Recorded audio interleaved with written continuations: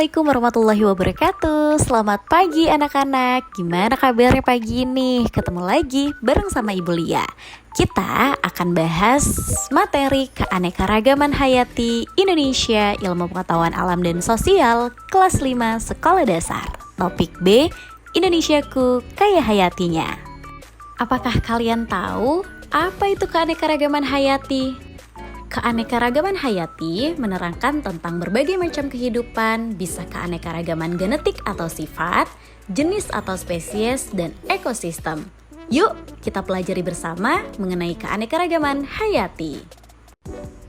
Iya, Indonesia memiliki keanekaragaman hayati yang unik karena terletak di antara benua Asia dan Australia, serta Samudra Pasifik dan Samudra Hindia.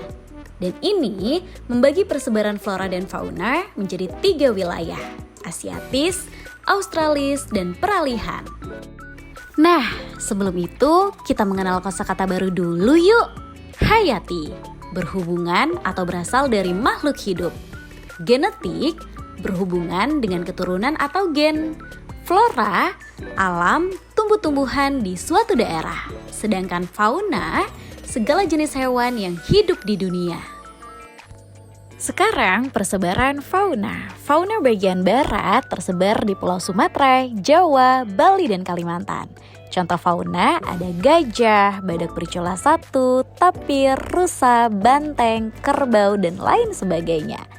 Untuk fauna Indonesia Tengah tersebar di Pulau Sulawesi, Kepulauan Nusa Tenggara, Pulau Timur, Nusa Tenggara Barat, dan Nusa Tenggara Timur. Contohnya ada anoa, babi rusa, monyet hitam, kuskus, beruang, tarsius, biawak, dan komodo. Sedangkan fauna bagian timur terdapat di Kepulauan Maluku, Papua, dan pulau-pulau sekitarnya. Contohnya ada kanguru, walabi, beruang, landak irian, oposum layang, kuskus, kanguru pohon, cendrawasih, kasuari, burung kakatua putih, dan burung mandar. Wah, ternyata banyak ya contoh-contohnya. Sekarang kita belajar ciri-ciri dari fauna. Wilayah barat mirip fauna Asia, didominasi mamalia besar dan reptil, dan sedikit burung berwarna cerah. Sedangkan di wilayah tengah, perpaduan fauna Asia Australia, kaya spesies endemik, burung dengan ciri khas yang berbeda. Dan wilayah timur, mirip fauna Australia, banyak hewan berkantung, tubuh mamalia relatif kecil. Nah, sekarang kita akan bahas persebaran flora. Persebaran flora di Indonesia dipengaruhi oleh letak geografis, iklim, dan kondisi tanah. Secara umum, flora Indonesia terbagi menjadi 3 wilayah utama, Barat Asiatis, Tengah Peralihan, dan Timur Australis. Lalu, apa ya ciri-ciri dari flora?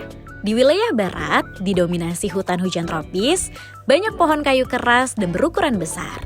Sedangkan di wilayah Tengah, perpaduan flora wilayah Barat dan Timur didominasi savana dan hutan musim.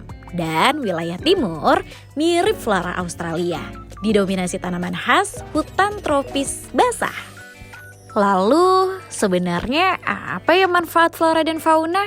Yang pertama, ekologi, menjaga keseimbangan ekosistem.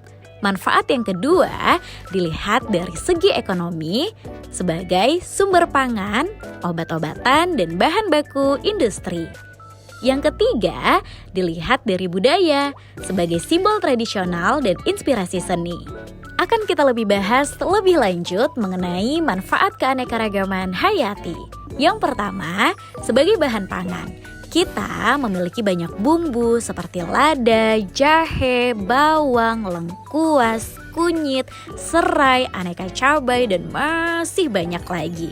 Bumbu ini membuat olahan masakan Nusantara jadi beragam dan lezat sekali. Yang kedua, sebagai obat-obatan. Cacing untuk membuat obat tifus, kulit buah kina untuk obat anti malaria, kumis kucing untuk mengobati infeksi saluran kencing, dan kayu putih sebagai bahan dasar minyak kayu putih. Manfaat selanjutnya sebagai bahan kosmetik.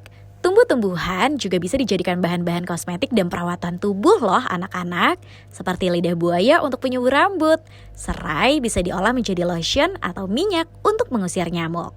Yang terakhir, memenuhi kebutuhan sehari-hari. Indonesia memiliki banyak bahan alam yang bisa diolah menjadi bahan untuk membuat pakaian. Selain itu, perkakas dan bahan bangunan juga bisa diolah dari kayu, rotan, atau bambu. Ternyata ada juga ancaman dari flora fauna. Yang pertama, penebangan hutan, pemburuan liar, perubahan iklim, dan pencemaran lingkungan. Lalu, bagaimana upaya pelestariannya? Yang pertama, dengan cara melestarikan habitat, dengan adanya hutan lindung dan taman nasional. Yang kedua, melakukan penghijauan, dengan cara menanam kembali hutan yang rusak. Yang ketiga, penangkaran satwa, dengan cara melindungi fauna dari kepunahan. Dan yang terakhir, edukasi, meningkatkan kesadaran masyarakat. Nah, itu tadi anak-anak, sudah banyak sekali kan pembelajaran kita. Dan sekarang saatnya kita melakukan proses pembelajaran dengan bermain.